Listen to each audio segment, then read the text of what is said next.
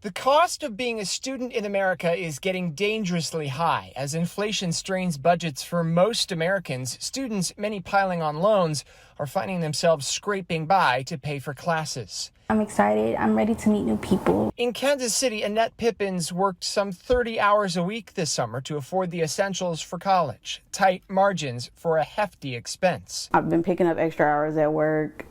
She worked over the summer at Office Max, so we just told her, you work with it, I'll work with it.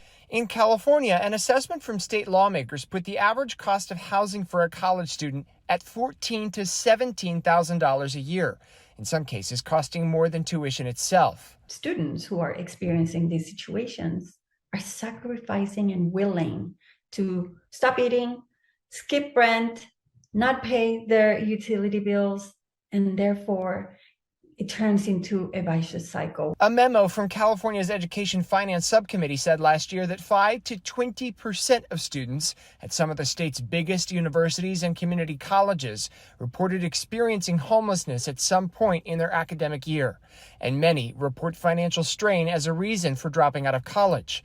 California has 6.3 million college dropouts, according to an assessment this year from the Education Data Initiative. That's 16.1% of the population.